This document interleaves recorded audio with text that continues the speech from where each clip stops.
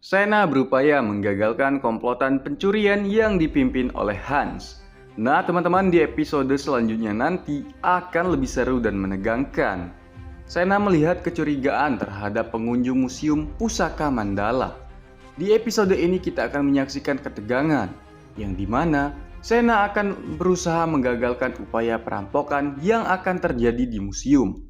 Ketegangan yang tak akan terhindarkan jika komplotan Hans berupaya untuk merampok museum ini. Perampokan akan terjadi ketika Sena dan Dapina masih berada di museum. Komplotan Hans memulai memasuki ruang keamanan. Museum berupaya memadamkan listrik agar lebih leluasa menjalankan perampokan. Setelah kode pemadaman listrik di museum, komplotan Hans akan bergerak mencuri patung Ganesha tujuan mereka. Sena dan Dapina yang masih berada di dalam museum tampak kaget kenapa tiba-tiba lampu padam total. Sena pun mengaktifkan mode intel polisinya. Melihat kejadian yang janggal ini, ia merasa akan terjadi sesuatu yang besar. Tak terhindarkan lagi bentrok antara perampok dan security keamanan museum.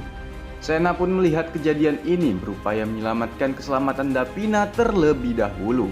Setelah ia memastikan Dapina benar-benar aman, Sena pun terlibat di pertarungan untuk melawan komplotan pencuri ini.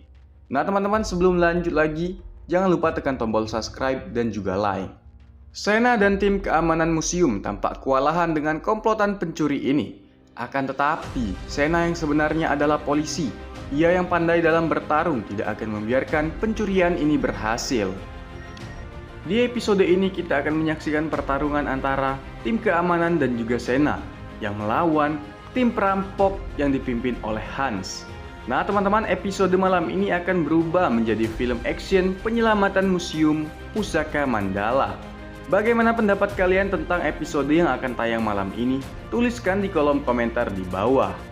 Tak hanya itu, di episode selanjutnya nanti Dion akan berhasil masuk ke apartemen Dipa.